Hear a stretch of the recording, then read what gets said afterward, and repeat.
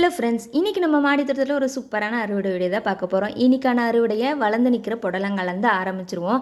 அத்தனை பூ பாலினேஷன் பண்ணி விட்டுருந்தேன். ஆனால் நம்ம கைக்கு ஒரு காய் தாங்க கிடச்சிருந்தது. அடுத்ததாக இந்த செரி டொமேட்டோ. இன்றைக்கி தான் இந்த செரி டொமேட்டோ செடியிலேயே பழுக்க விட்டு பறிக்கிறேன்னு நினைக்கிறேன். ஏன்னா ஒருத்தரை கூண்டு வச்சு பிடிச்சிருக்கோம். இன்னும் எத்தனை பேர் இருக்காங்கன்னு தெரியல.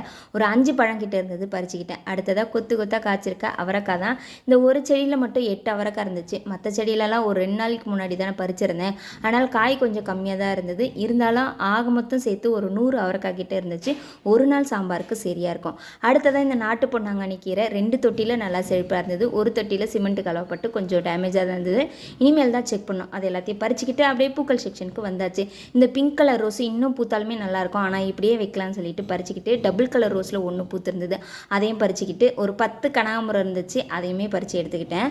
இதுதான் இன்னைக்கான அறுவடை. இந்த அறுவடை உங்களுக்கு பிடிச்சிருந்தா லைக் பண்ணி ஷேர் பண்ணி சப்போர்ட் பண்ணுங்கள். தேங்க்யூ. Happy gardening.